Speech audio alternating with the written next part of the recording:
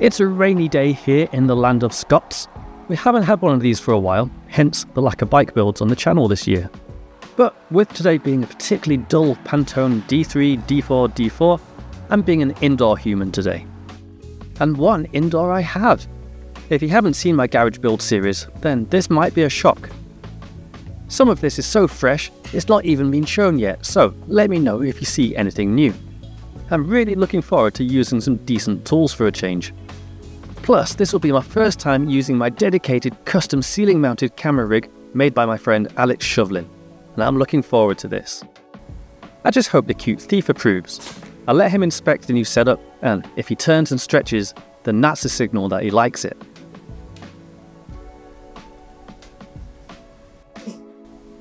And there we have it. He even added a grunt, or a fart. Either way, it means he loves it.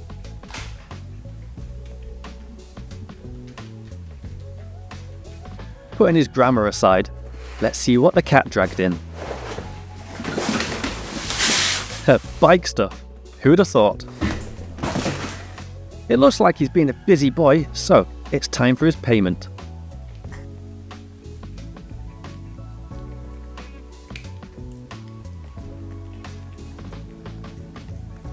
Okay, with the cat fans satisfied, sorry dog owners, let's take a look at this box and see what we have.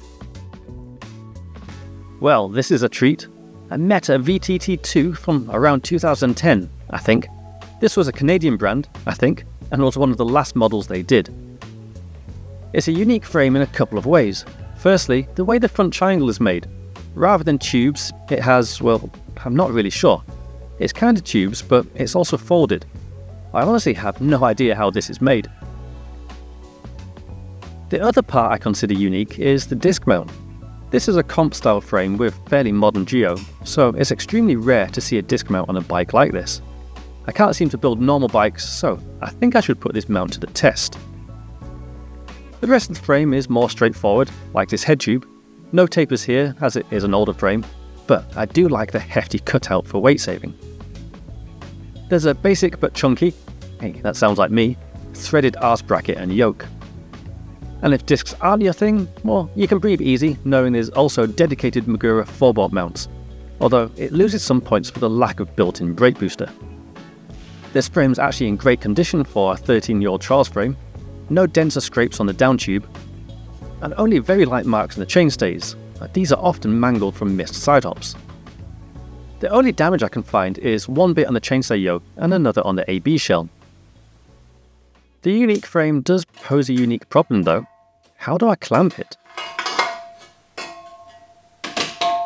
This isn't ideal, but that'll do, pig. A bit like me, it's definitely a good looker. Now, let's get some bits added. It's full speed ahead. No, actually it is. That's what FSA means. This white headset should match the graphics nicely. Now, I'm in a bit of a pickle here. I'd usually whack in headsets with this bit of wood I found by the side of the road. It's seen better days, but I've grown to almost like this thing, and it's a reminder of how things were. But, on the other hand, Unior felt some pity for me and helped me with this swanky headset press, and I kinda want to use it. Which would you choose? I'm actually tempted to use both. The wood can fit the top one, I mean, look how eager it is. And then I'll use the press on the bottom, and also use it to fit the lower cup. That's a decent compromise, right? Oi, not yet, hey, it bit me. Ow!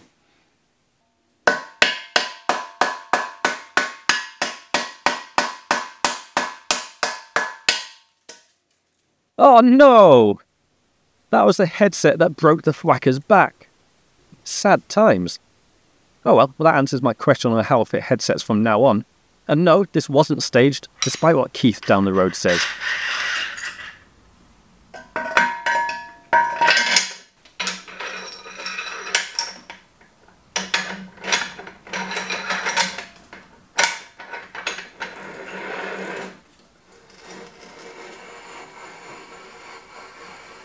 Okay, time to be serial. I've used a few headset presses over the years, but this is honestly the nicest one I think I've ever used. That was so smooth and easy.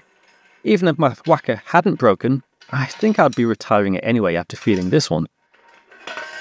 Well done, Unior. Well done.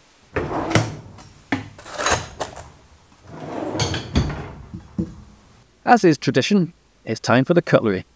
This fork is a Chartag SL model. These are hard to find these days, so I need to give CT extra dreamies. This is obviously the disc model, and Chartag took extra care to design a mount that wouldn't snap the leg. Note the weld that curves to distribute the anxieties to the side of the leg, which is the stronger area. Very clever.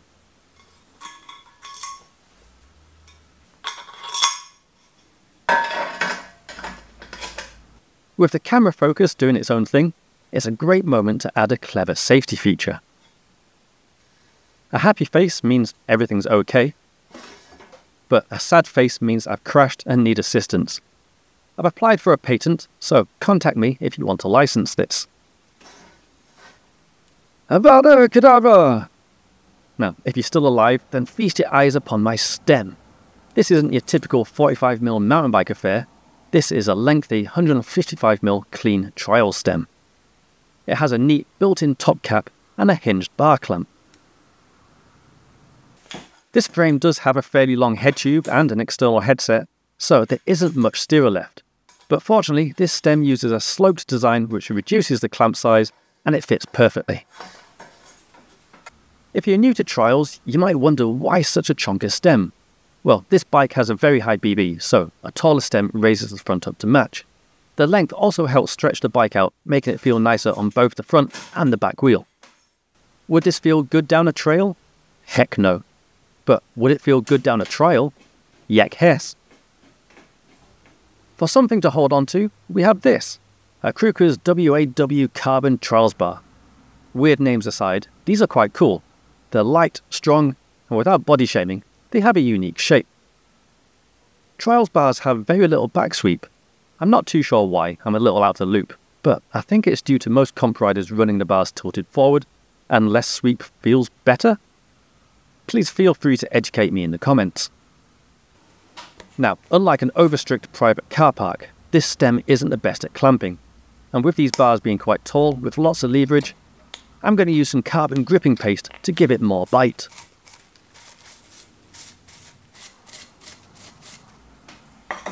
I don't know what angle I'm going to have these bars at yet. I always try to run them forwards, as is fashion, but I always end up hating it. Maybe I should just run them how I like them instead, but I'll cross that bridge when I get to it. Although, I have just remembered I've missed something out that I always do. I haven't done the classic bar horn. Let's fix that.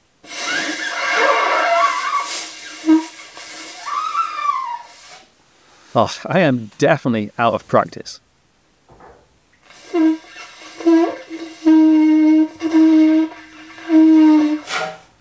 Right, I'm using both hands.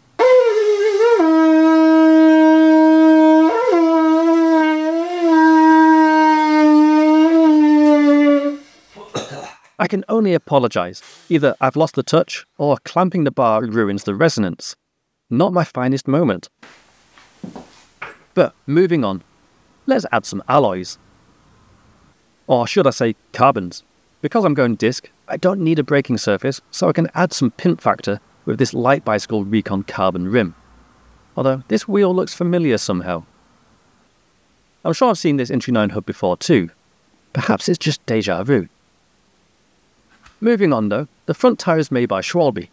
This is a Billy Bonkers model, which is more of a street tyre, but having used this on my inspired Hex, I've been really impressed with its grip, even with it being a harder compound. I think the pattern just has so many edges, it just has a lot of bite. Maybe not the best choice for muddy riding, but for rocks, this actually might work well. Plus, it's light, which also helps.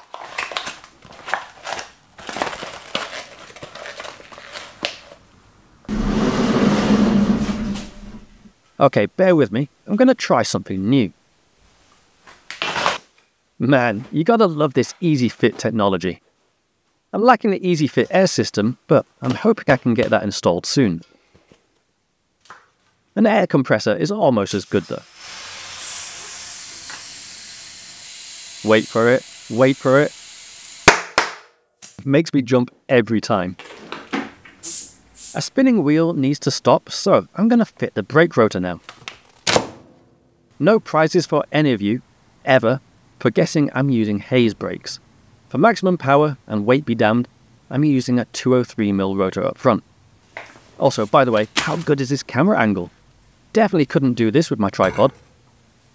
Now, because it annoyed so many people in the previous video, I'm going to fit the bolts with my overpowered drill again. This gives me an opportunity to use my one-of-a-kind custom bit holder too. You're jealous and I know it.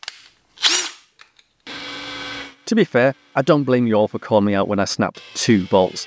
It wasn't my finest moment. I've matured and now I have a gentler touch. It's done wonders for my love life too.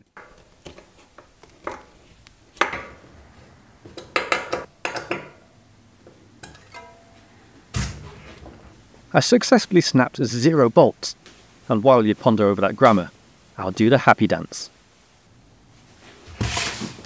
But it seems the happy dance was premature. The wheel doesn't fit. Well, to be precise, it doesn't bolt up. The fork is a normal 9mm style, but the hub is a 15mm through axle. I should have seen this coming. Fortunately, the cute thief did and provided me with this adapter. This turns 15mm hubs into 9mm, and now the wheel fits. As standard, the adapter only fits quick releases, but I'd rather use bolts. I'll have to modify it a bit. This is simple enough though. The hole is a decent size to simply run an M6 tap through and allow me to use those bolts.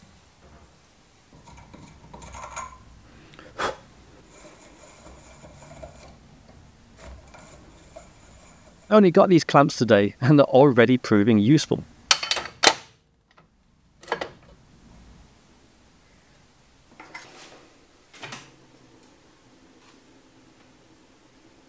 With that done, I wonder what's next. Ah yes, a bike's only a unicycle until it has both wheels. Let's attract those LGBT viewers by adding bi to bicycle. This is the wheel provided. Again, I'm getting deja vu feelings, but that aside, along with the discs, this will make my bike deviate away from a standard comp bike even more, as this has an inch 9 Hydra free hub. Most comp bikes have a freewheel on the cranks, so this will be pretty cool. To be fair, it is getting harder to find modern trials fixed hubs with rear disc mounts, so this is a very pimp alternative. Plus, these hubs are still pretty light. The only real thing that's not ideal is the rim. It's the same model as the front, and don't get me wrong, it's a great rim, but at 38mm wide, it's a little narrow for the rear. To stop the tyre folding, a wider rim is better. Fortunately, I just happen to have a plus-size light bicycle rim that'll work nicely. This is 50mm, which is pretty much the same as most trials rear rims. I'll just need to do a bit of work to get the old hub out.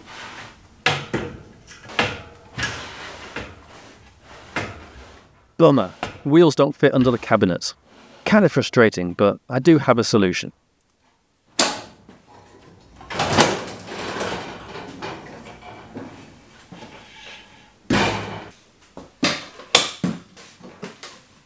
This actually ended up being a decent position for wheel builds.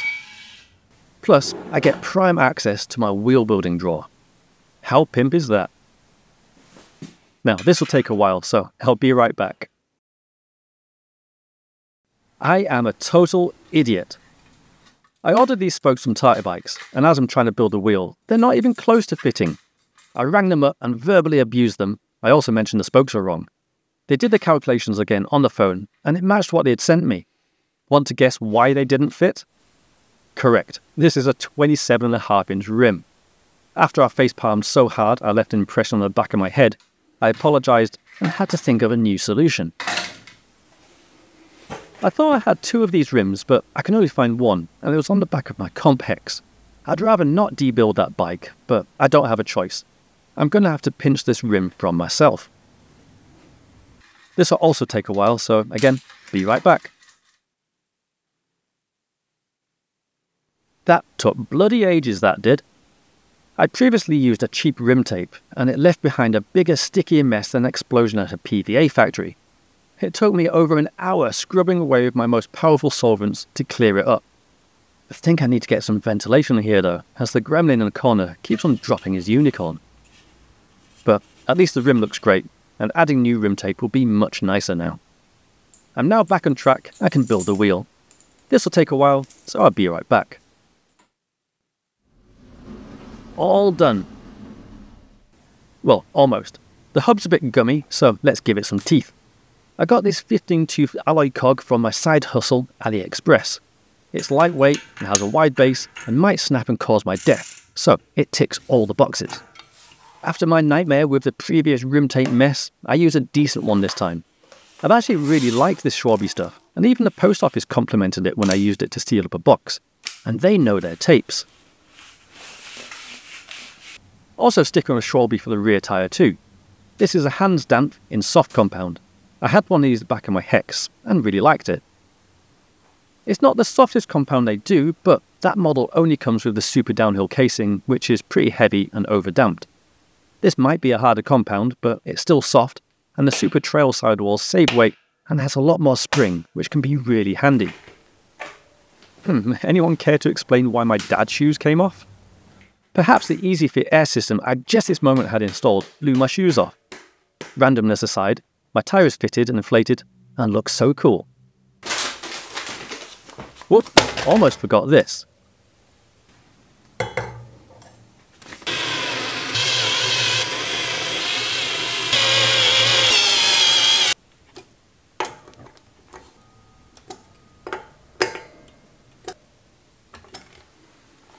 Now the frame has horizontal dropouts, so these tiny chain tugs will help me get my chain tight.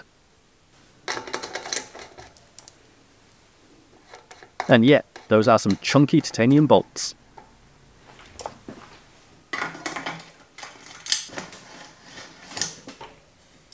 Neat, and colour-coded. Not bad, not bad. I've not added the chain yet, so I don't fully know where the rear wheel will sit, but at the moment, this tyre is so chunky, it's hitting the chainstay yoke. Now, as good as this tyre was on my Comp Hex, there was one change I wanted to make, and it will actually help with my clearance issue too. I'm going to use this tool to modify the tread. This is a tread cutting plier from Schwalbe. It's not uncommon for racers to want to modify their tyre to suit courses and conditions, and this makes doing that a lot easier. It is possible to do it with a knife, that's what I used to do, but this has a depth gauge, which makes getting consistent cuts way easier. Back when I took trials comps a little more seriously, I used to modify my mountain bike tyres by cutting off every second shoulder knob. This creates a gap to give the corners of objects more room to get in and be grabbed. Think of it like a coarse wood saw having more bite than a fine metal one. As you can see from this highly scientific example, this alloy block now has more room to get in between the knobs and have the tyre get a good purchase on it. Some trial-specific tyres come like this as standard now. I have more plans for the tyre, but first I'm just going to go around and remove every second knob. Once that was done, it looks a little like this. Well, exactly like this actually. A bit like the cute thief when his dinner is 10 seconds too late. It's super aggressive. But I have more work to do. When riding my Comp Hex, I noticed some squirm from the tread, which reduced my accuracy. The knobs are nice and long, which is great for soft conditions, and if I was riding on soil, grass or mud, I'd probably leave it as is. But I mostly ride rocky places, and leaving them full length means they flex and squirm and actually reduce grip. I use the depth gauge to half the heights of the remaining shoulder knobs, and then I'll do the same with the rest of the tread too. And I didn't think I'd be saying the word knobs this many times in this video. And yes, this took quite a while. But when it was done, this is what it looked like. Looks quite drastic, but this should definitely be an improvement. I collected all the knobs because I was curious to know how much weight this saves too, as that's quite a nice secondary benefit.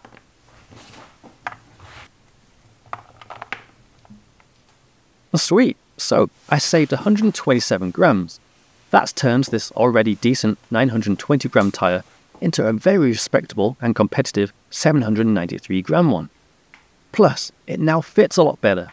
It's a win-win-win situation. Right, that's far too much time spent on the rear wheel. Let's take a look at its arse. Because I'm not using a front freewheel, means there's more choice on cranks that can be used. This is a SRAM GXP arse bearing, but as you can see, it's got a parasite. This Tratec bashing has attached itself in hopes for a free ride and maybe a spot of blood. It's an unusual combo. Now, if you know your cranks, you'd know that SRAM cranks don't have chainrings that go small enough to be covered by this tiny bash ring. But SRAM cranks is what I have, so what am I going to do? Well, I'm going to fit this stone 18-tooth chainring, that's what. It's a narrow wide design and has a little offset to bring the chainline in. This is why the bash ring is on the arse bearing, as there's just no way to fit one to this. Plus, the benefit is that single-sided bash works for both right and left-footed riders now. I used to do this back in my comp days to save weight and protect me if I needed to swap beat in mid-section. It's a little baby ring, so cute.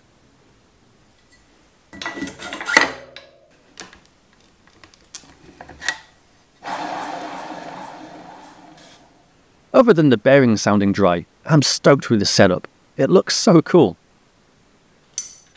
Can't think of a witty chain comment here though, so insert your own.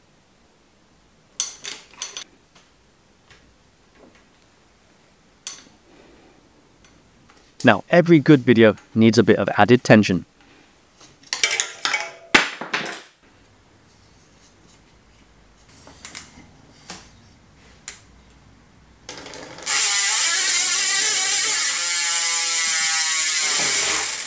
I'm going to fit the brakes next, but first, there's a new tool I forgot I had, but always wanted.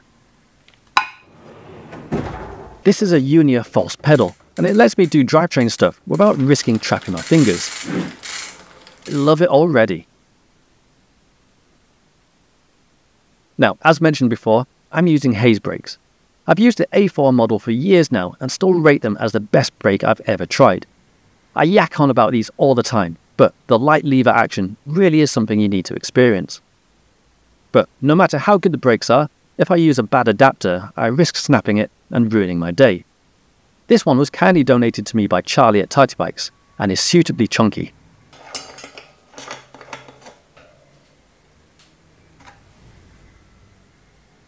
The other, why didn't I think of that before, feature of these brakes is their crosshair caliper alignment system that makes these brakes by far the easiest brakes to set up. Like seriously, why did no one think of this before?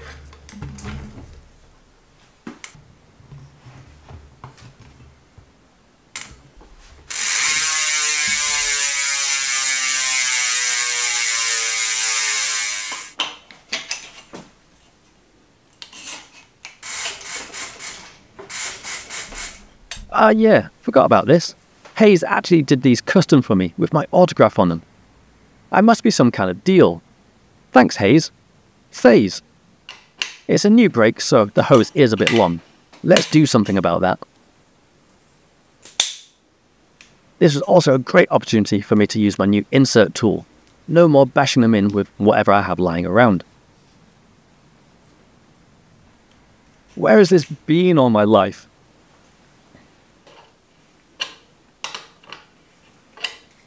Now, I am a bit messy, so I spilt just a tiny bit of fluid, so I quickly get that cleaned up.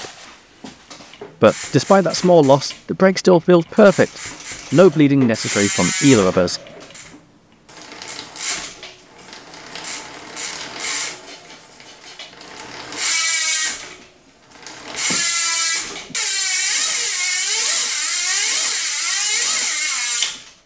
An equally beefier adapter for the front.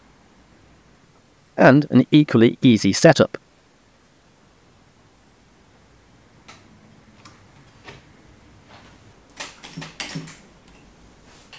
Again, the hose is way too long, but shortening it was a quick operation with only local anaesthetic needed.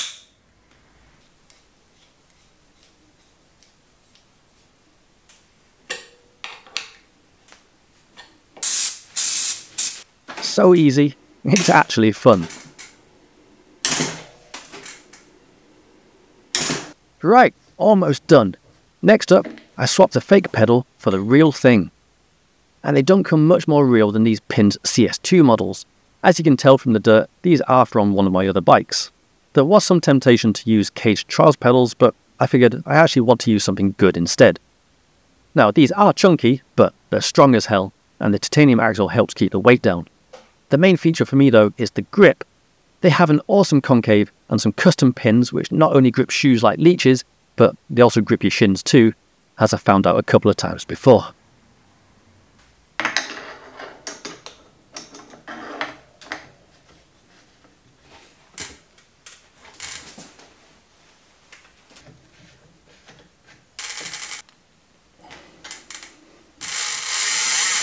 Okay, last thing, a pair of bar mittens.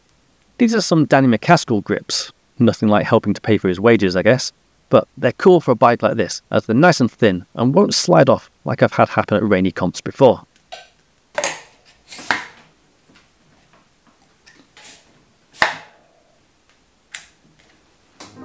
Finished! No time to dawdle though. I gotta get things lined up and tight and see if it rides as good as it looks.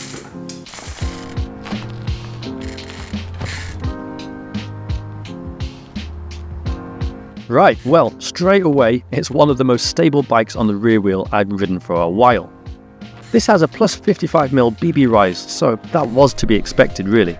It'll be interesting to see how I get on with something that high, as I'm infamous for hating high BB comp bikes.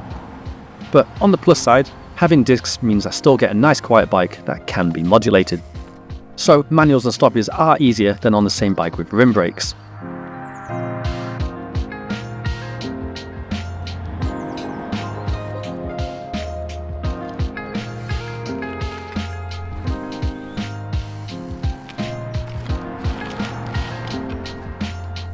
I am shocked at just how much harder front hops are though.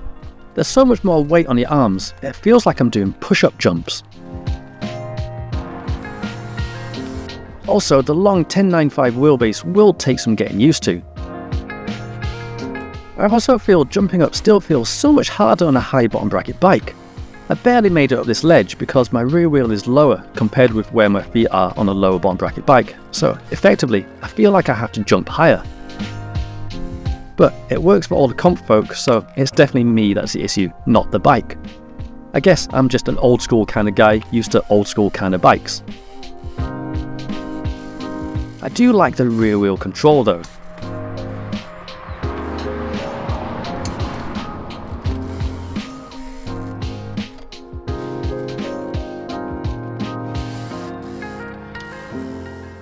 So there we have it, my Meta VTT2. What do you think? Personally, I feel it's one of the better looking bikes I've built for a while. I have a feeling there'll be a few envious viewers out there. Yes, including you, Wayne, but you have bikes I'm envious of too, so shut it. Like I said, it'll be interesting to see how I get on with it. I have a comp this Sunday, currently Thursday, and I won't have much, if any, time to get used to it, so I feel I might find it more difficult to ride than you might think.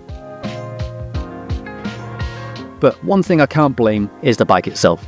The parts are dialed, and it's one hell of a unique ride. Now before I go, I want to thank my sponsors for the help with parts. Pinned, Light Bicycle, Hayes, Schwalbe, Tire Bikes and Industry 9. The bike wouldn't be possible without their support. And of course, it goes without saying, thank you for watching too. I'm stoked about the bike, but also the ease of filming in the updated bike cave. Big shout out to Unior for the tool support, Elltek for the help with the workbench, Alex Shovlin for the camera gantry, and Fraser Hand for the help getting the cave organised. But that's it, have an amazing week everyone, and I'll see you soon. Bye bye.